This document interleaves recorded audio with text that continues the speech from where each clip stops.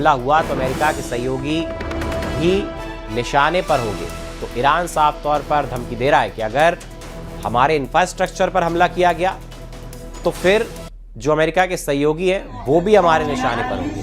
और ये वो तस्वीरें हम आपको दिखा रहे हैं जहां सड़क पर लोगों का हुजूम उमड़ पड़ा है। ईरानी सेना का समर्थन करते हुए ईरान के लोग नजर आ रहे हैं। देखिए हाथों में झंडे हैं और ये हुजूम सड़कों पर उमड़ पड़ा है और ये ईरानी सेना के समर्थन में और अमेरिका के हमलों के खिलाफ ईरानी सेना के समर्थन में ये हुजूम।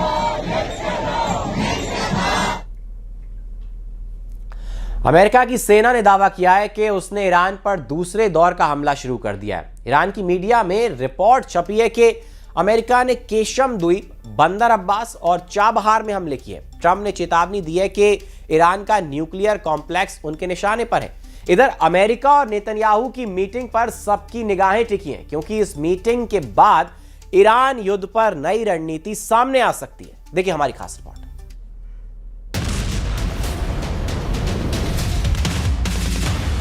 क्या ईरान दूसरे राउंड की जंग में टिक पाएगा? क्या अमेरिका और इजराइल अब निर्णायक हमला करने वाले हैं? क्या ट्रंप और नेतन्याहू की मुलाकात में तय होगा कि तीसरा राउंड का युद्ध कैसे शुरू करना है? क्या व्हाइट हाउस में होने वाली बैठक से पूरे पश्चिम एशिया का भविष्य तय होने वाला है?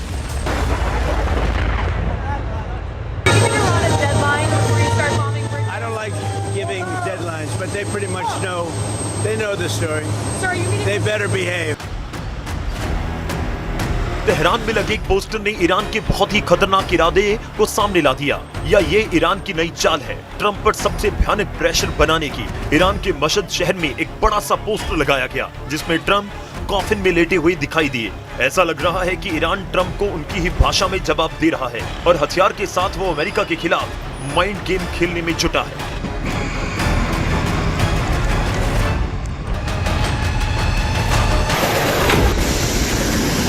क्या ईरान का ड्रोन युद्ध उसे जंग में कामयाबी दिला पाएगा? दूसरे राउंड की जंग में ईरान ने ड्रोन वाला दांव लगा दिया है।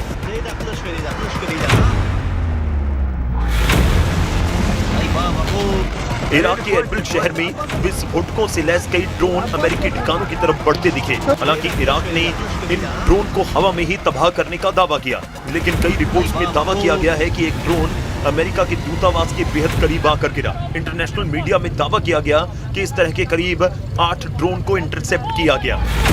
यानी ईरान की स्ट्रेटेजी सीधे हमलों से ज्यादा खाड़ी में अमेरिकी ठिकानों को एंगेज करने में लग रही है। ईरान के ड्रोन हमले की एक तस्वीर जॉर्डन से आई। दावा किया गया कि जॉर्डन के अल अजराक अमेरिकी एयरबेस पर ड्रोन हमले किए गए। ईरान की सेना ने कहा कि उसने बैलिस्टिक मिसाइल और ड्रोन से अमेरिका के अहम ठिकानों को निशाना बनाया। IRGC का दावा है कि उसने कुवैत में अमेरिकी सैन्य ठिकानों और सैटेलाइट कम्युनिकेशन सिस्टम को भारी नुकसान पहुंचाया है। हालांकि इन दावों की पुष्टि नहीं हो पाई। सवाल है कि जॉर्डन पर ईरान लगातार हमले क्यों कर रहा है? जॉर्डन ईरान का नंबर 1 टारगेट क्यों बना हुआ है? जॉर्डन के पास 6 बड़े एयरबेस हैं। इनमें से 4 अड्डे ऐसे हैं जहां अमेरिकी सेना और उसके विमान और ड्रोन तैनात हैं। इन बेस पर करीब 4000 अमेरिकी सैनिक तैनात हैं। लेकिन ईरान ने जिन खाड़ी देशों में अमेरिकी ठिकानों पर हमले किए, अब ट्रंप ने उन्हीं खाड़ी देशों को ईरान के खिलाफ खड़ा कर दिया है। ट्रंप ने सऊदी और कुवैत को बहुत ही खास और नए हथियार बेचने की मंजूरी दी। सऊदी अरब को करीब $2 अरब और कुवैत को करीब $500 मिलियन, यानी सऊदी अरब को 19,000 करोड़ रुपए के हथियार मिलेंगे, वहीं कुवैत को 4,600 करोड़ के हथियार सप्लाई किए जाएंगे। अमेरिका की नीति साफ है कि खाड़ी में ईरान विरोधी देशों को मजबूत किया जाए।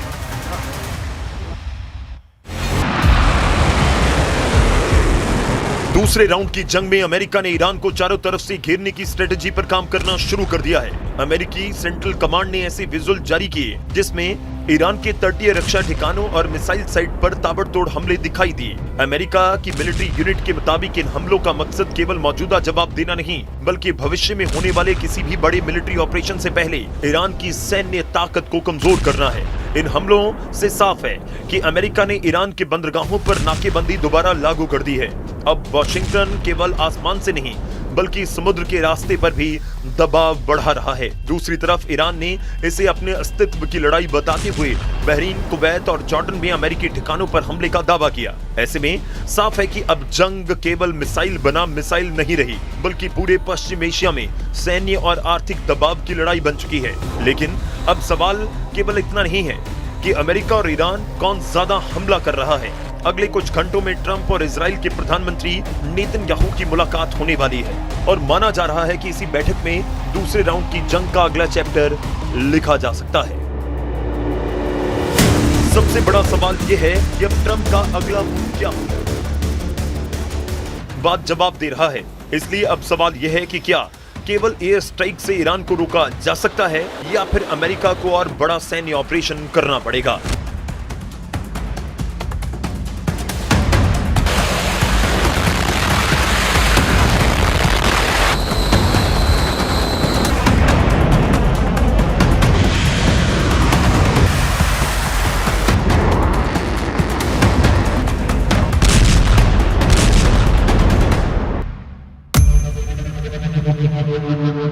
या अब भी बातचीत की कोई गुंजाइश है? नेतन्याहू लगातार कहते रहे हैं कि ईरान की मिलिट्री और एटमी ताकत को पूरी तरह खत्म किए बिना खतरा नहीं टल सकता।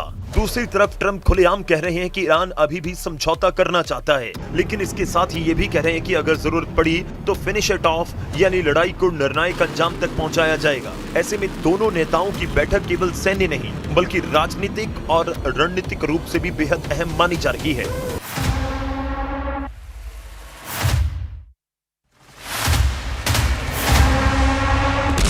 यानी दूसरे राउंड के शुरुआती दिनों में ईरान ने अमेरिका को कई मोर्चों पर चुनौती जरूर दी, लेकिन अब असली चुनौती शुरू हो रही है क्योंकि अमेरिका धीरे धीरे सिर्फ जवाबी कार्रवाई नहीं बल्कि ईरान की सैन्य ताकत को पूरी प्लानिंग से कमजोर करने की रणनीति पर बढ़ता हुआ दिखाई दे रहा है। अगर यही दबाव जारी रहा तो आने वाले दिन ईरान के लिए कहीं ज्यादा कठिन साबित हो सकते हैं।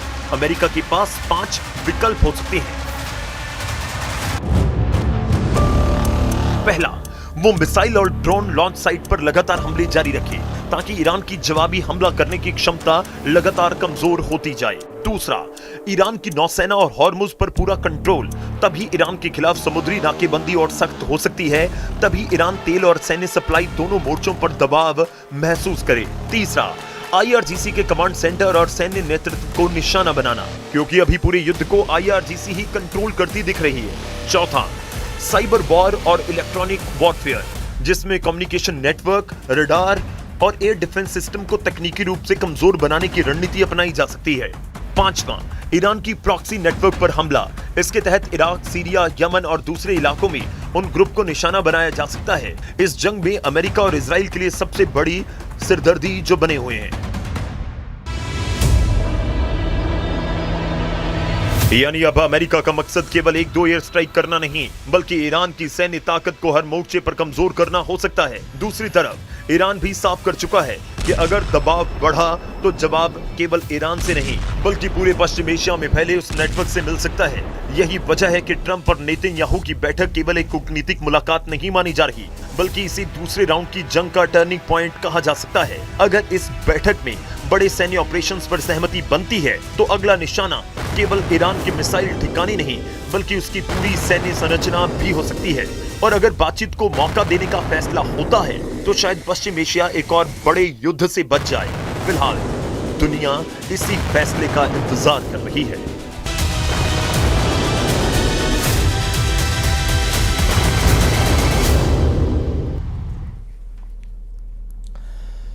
ईरान, जहां सत्ता का असली चेहरा हमेशा पर्दे के पीछे रहा है, लेकिन इस बार पर्दा इतना गहरा है कि दुनिया पूछ रही है आखिर अयातुल्ला अली खामनेई के बाद देश को चला कौन रहा है।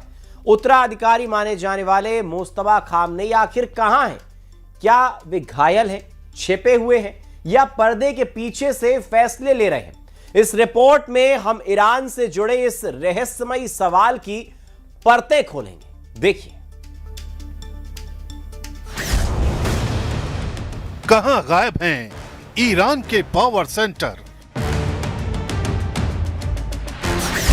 दुनिया को क्यों नहीं दिख रहे मुस्तफा खामेनेई?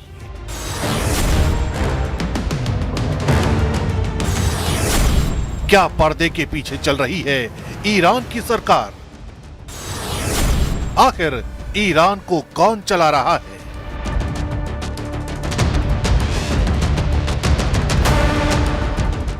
दुनिया के सबसे रहस्यमय देशों में ईरान को सबसे ऊपर गिना जाता है।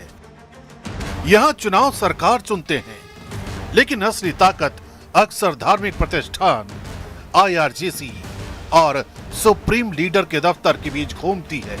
पिछले 2 दशकों में एक ऐसा नाम लगातार उभरता रहा जो कभी चुनाव नहीं लड़ता, कोई सरकारी पद नहीं संभालता, मीडिया से लगभग पूरी तरह दूर रहता है, लेकिन जिसे ईरान की सत्ता का सबसे ताकतवर शख्स का रुतबा हासिल है, मुस्तफा खामेनेई। ये अयातुल्ला अली खामेनेई के दूसरे बेटे हैं। कई पश्चिमी खुफिया विश्लेषक मानते हैं कि उन्होंने वर्षों तक IRGC, बसीज मलेशिया और सुप्रीम लीडर के कार्यालय के बीच तालमेल में प्रभावशाली भूमिका निभाई। हालांकि ईरान ने कभी इसे आधिकारिक रूप से स्वीकार नहीं किया। अब जब अयातुल्ला अली खामेनेई नहीं रहे, तो सबसे बड़ा सवाल उत्तराधिकारी का नहीं, बल्कि सत्ता के असली केंद्र का बन गया है, क्योंकि इसी दौरान मुस्तफा अचानक सार्वजनिक जीवन से गायब हो गए हैं। न कोई भाषण, न कोई तस्वीर, न कोई आधिकारिक बयान। और यहीं से शुरू होती है दुनिया की सबसे रहस्यमयी राजनीतिक गुमशुदगी की कहानी। But we're going to hit him very hard tonight. We're going to hit him very hard tomorrow night. We're going to hit him very hard the night after. And then next week it gets really bad for them because next week comes the power plants. Next week comes the bridges. We're going to knock out all their power plants. We're going to knock out all their bridges unless they get to the table and negotiate. You better make a deal. You're not going to have anybody left. We're being very careful with the civilian population, as you know, but I said, you better make a deal. You're not going to have anything left. Mustafa Khamenei की गैर मौजूदगी को लेकर कई तरह के दावे सामने आए हैं। कुछ पश्चिमी मीडिया संस्थानों ने कहा कि वे इजरायली हमले में घायल हुए हैं। कुछ रिपोर्टों में उनके चेहरे के झुलसने की बातें लिखी गई हैं, जबकि सोशल मीडिया पर उनकी मौत तक के दावे वायरल हुए। लेकिन जब इन दावों की जांच की गई तो तस्वीर अलग निकली। न ईरान सरकार ने उनकी मौत की पुष्टि की, न किसी विश्वसनीय अंतर्राष्ट्रीय एजेंसी ने। बड़े बड़े मीडिया संस्थानों ने साफ कहा कि उनका गायब होना जरूर एक फैक्ट है, लेकिन मौत या गंभीर चोट के दावों का सच अब भी उलझा हुआ है, क्योंकि अमेरिका के 3rd राउंड अटैक के बाद एक मैसेज को मुस्तफा खामेनेई के नाम से वायरल कराया गया। मुस्तफा खामेनेई के नाम से जारी हुए संदेश में साफ कहा गया था, ईरान बदला लेना चाहता है, हमारे नेता को धोखे से मारा गया, शहीदों के खून का हिसाब लेकर रहेंगे, मैं रहूं या ना रहूं, बदला लिया जाएगा। लेकिन जो लीडर अपने देश की आवाम के लिए इतनी बड़ी बड़ी बातें कर रहा है, उसके गायब होने की कहानी क्या है?